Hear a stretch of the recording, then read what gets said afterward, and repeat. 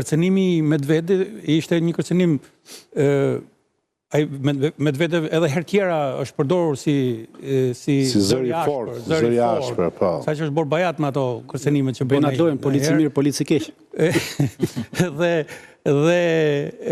Por kjo ka një domethënie tjetër, sepse edhe Putini e përmendi në intervistën që ka dhënë dje në një nga këto stacionet, e përmendi që u përmendën përsëri armët bërthamore, mundësia e përdorimit. Deri tashmë në Ukrainë nuk i kemi përdorur.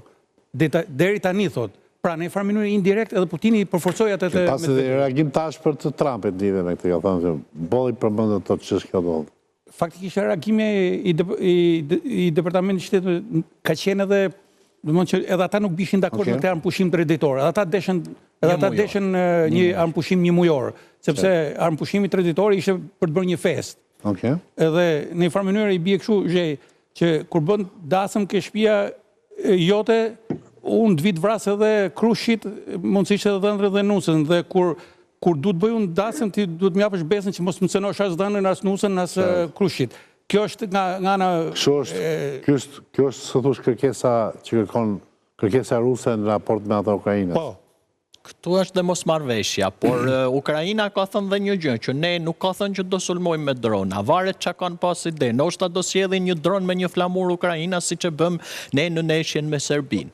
Pse akuzojmë Ukrajinën, do me thënë që do përdorim drognat për me sulmu, dhe kjo do ishte gjëja më bukur si kur ta bëshin një gjë tjetër. Sot në orët e parë të mëngjesit, 3 dron tipit aeroprak që fluturojnë deri 900 km largësi, pra është një lloj avioni që ka pas prodhuar Ukrajina, aeroprak, i cili tashmë e kanë kthyer në dron, pra përdorin pa pilot, kanë fluturuar në drejtim të Moskës dhe në rrethinat e Moskës janë azgjesuar nga mbrojtja kundërore e Moskës 3. Në Podolsk, 4 aviona. Që kanë këtë kapacitet për të luftuar, për të fluturuar në të gjatësi. Në Podolsk, është afër Moskës, 4 drona. 4 drona. Sa kilometra nga Moska? Një 50 kilometra.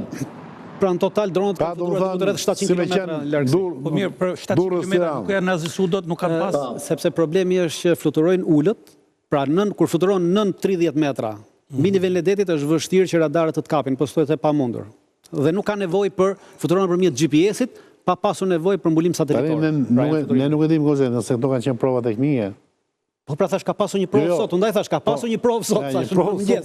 Undaj thash që quajta ka pasur një provë sot në mëngjes.